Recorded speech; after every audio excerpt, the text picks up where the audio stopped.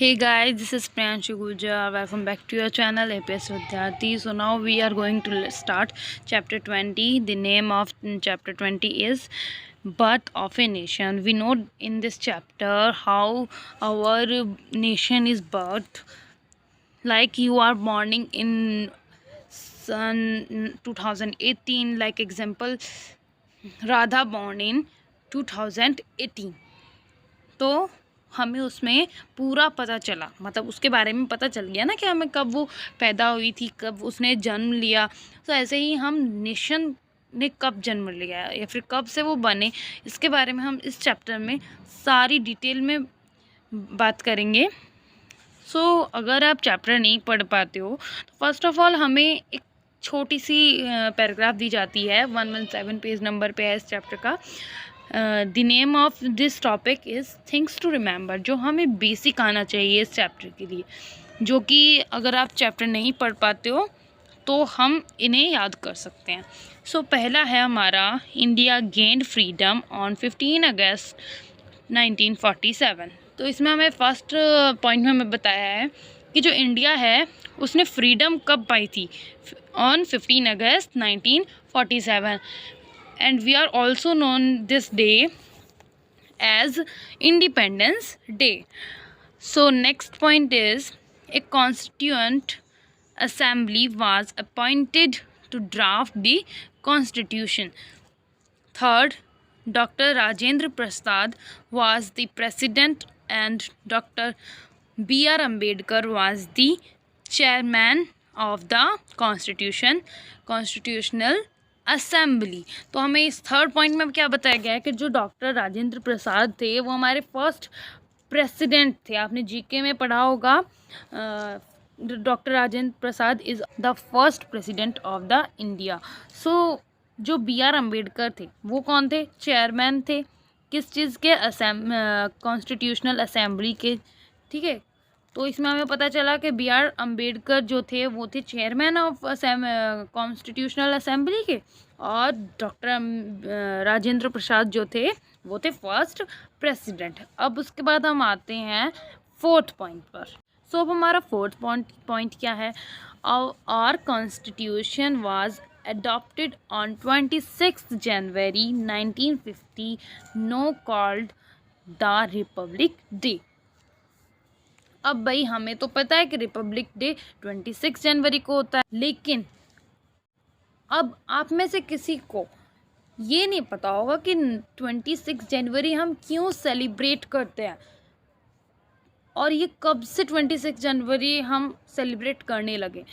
इसका क्या है ना, जो कॉन्स्टिट्यूशंस थे ना, मतलब जो रस्म रीति रिवाज जो थे या फिर रूल्स जो थे वो कब अडॉप्टेड हुए। ठीक है, तो कब हुए थे वो 26 जनवरी, and we are also known this day are republic day.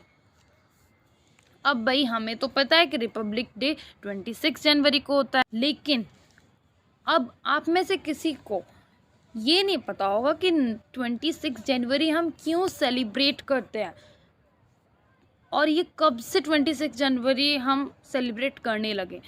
इसका क्या है ना, जो कॉन्स्टिट्यूशंस थे ना, मतलब जो रस्म रीति रिवाज जो थे या फिर रूल्स जो थे वो कब अडॉप्टेड हुए। ठीक है, तो कब हुए थे वो 26 जनवरी, and we are also known this day as the republic day of India. हम अब जान चुके हैं कि रिपब्लिक डे हम क्यों बनाते हैं, and why we are celebrating 26 January, and when 26 January is started in 1950। ये आपको बहुत इम्पोर्टेंट रहेगा, तो इसे प्लीज़ लर्न कर लेना। Fifth point is the president is the head of the country and the prime minister is the head of government. अब हमें इसमें ये ध्यान रखना है, अगर आपको MCQ में आने लग गया पेपर में, अभी वैसे तो ऑनलाइन चल रहे हैं, जिसके ऑफलाइन भी होते हैं ना वो भी इसे याद करेगा। इसमें क्या है, हमें बता दिया कि प्रेसिडेंट जो होता है वो किसके हेड होते हैं, वो होते हैं कंट्री के हेड। एक कंट्री होती है उसके कवर में, एक कंट्री होती है अंडर उसके। लेकिन जो प्राइम मिनिस्टर है ना वो हेड क्या है, मतलब prime minister is the head of, किसका हेड है वो, गवर्नमेंट का, किसका है? Prime minister is the head of government.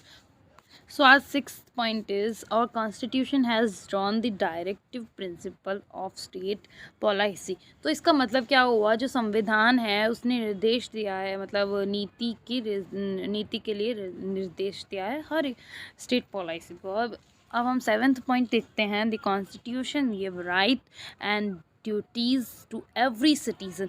अब जो कॉन्स्टिट्यूशन है ना, जो भी उन्होंने रूल्स बनाए हैं, जो भी राइट्स और ड्यूटीज़ बनाई हैं, वो हर एक सिटीज़न के लिए बनाए हैं.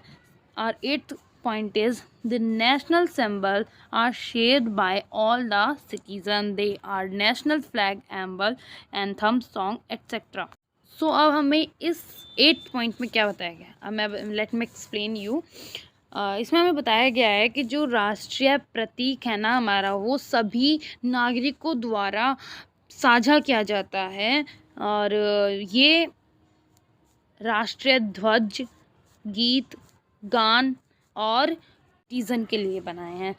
और eighth point is the national symbol are shared by all the citizen. They are national flag, emblem, anthem, song etcetera.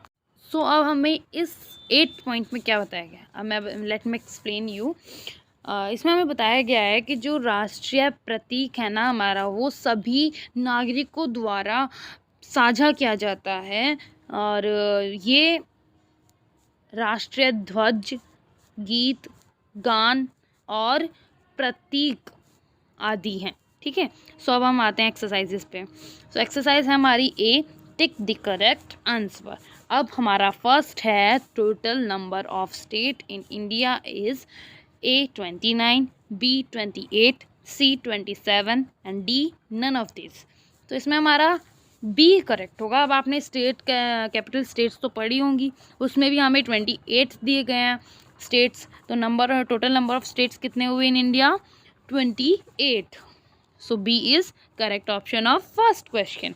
अब सेकेंड आता है the president of constituent assembly was. अब देखो हमने पढ़ा था इम्पोर्टेंट पॉइंट्स में, है ना. तो इसमें हमें पता है कि डॉक्टर राजेंद्र प्रसाद ही हो सकते हैं, है ना. अब हम आते हैं डायरेक्ट थर्ड क्वेश्चन पे.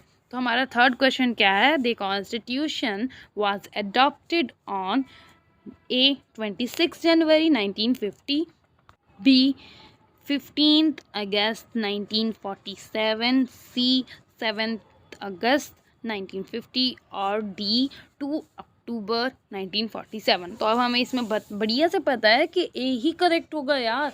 अब ए ही करेक्ट है क्योंकि जो रूल्स अडॉप्टेड किए थे हमने, जब हमारे रूल्स बने थे वो कब बने थे? 26 जनवरी को 1950 में हमने पढ़ा था उन इम्पोर्टेंट पॉइंट्स में. So we are surely confirmed कि the answer is of third question is 26 January 1950. अब हम इसमें बिल्कुल क्लियर हैं. अब हम आते हैं इसके फोर्थ पार्ट पर. सो हमारा फोर्थ क्या है? द प्रेम एम्बल. प्रेम एम्बल आपने नाम सुना होगा, कोई सिंबल टाइप होता है. The preamble is the dash to the constitution. अब जो हमारा प्रेम एम्बल है आपने सुना होगा बट आपको पता नहीं होगा, क्योंकि ये जो है हमारे कॉन्स्टिट्यूशन रूल्स का चिन्ह है. क्या बोलते हैं उसे? प्रेम एम्बल. अब हमें यहाँ पर ऑप्शंस दे दी गए हैं. A ending, B beginning, C introduction and D is all the above. अब हम इसमें से आंसर क्या है हमारा टिक? अब मैं बताऊँ आपको या फिर आप बता दोगे? अगर आपको पता है तो कमेंट में लिख देना.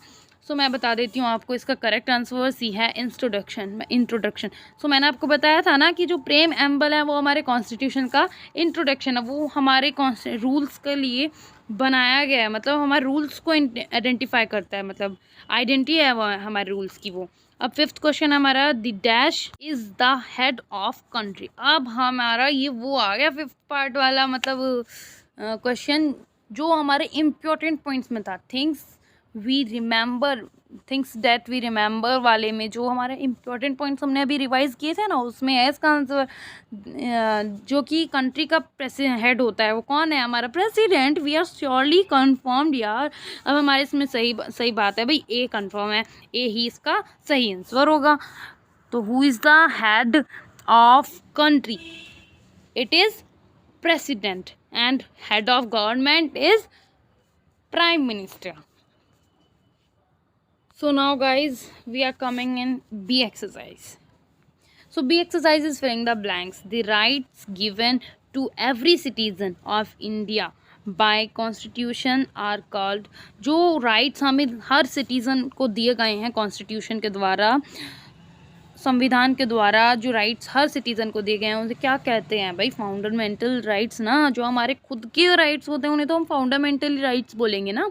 अब सेकंड है हमारा, और national song is Vande Mataram. ये तो सबको पता है भाई, छोटा बच्चा भी जानता है इसे तो।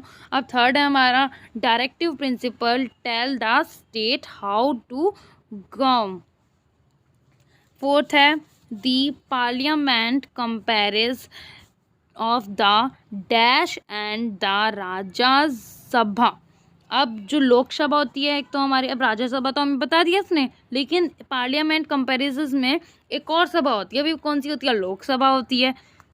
सो हमें अब इसका आंसर पता चल गया कि एक तो होती है लोकसभा और एक होती है राज्यसभा। तो इसमें तो सिंपल सा था कि जो पार्लियामेंट कंपैरिजन में क्या होते हैं, दो सभा होती हैं। कौन कौन सी? लोकसभा और राज्यसभा।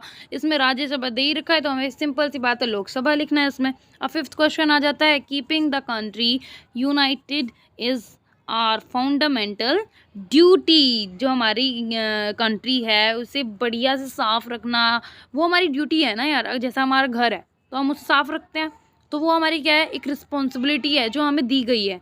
ऐसे ही हमारी कंट्री को भी यूनाइटेड कीपिंग रखने के लिए वो उसे क्या बोलते हैं? कीपिंग रखने के लिए वो उसे क्या बोलते हैं? फाउंडामेंटल ड्यूटी। जैसे हमारी राइट्स जो संविधान द्वारा दी जाते हैं उसे भी फाउंडामेंटल राइट्स बोलते हैं। तो fundamental is common. So now coming to the C part, C exercise, sorry. So what is the C exercise? Match the following. अब हम इसे मैच करेंगे, ठीक है। मैचिंग तो बहुत सिंपल होती है यार। फर्स्ट है प्रेसिडेंट। अब इसने बोल दिया कि प्रेसिडेंट क्या है, हमने प्रेसिडेंट पढ़ा था ना उसमें, हेड ऑफ कंट्री, तो हमें head of country is. Next है प्राइम मिनिस्टर। प्राइम मिनिस्टर भी यार हमने पढ़ चुका है यार, टिक द करेक्ट में भी आ चुका है। अब इसका क्या है? हमारा सिंपल सी बात है, गवर्नमेंट का हेड होता है, तो government, head of the government is the correct answer. Third है डॉक्टर बी आर अम्बेडकर। क्या है?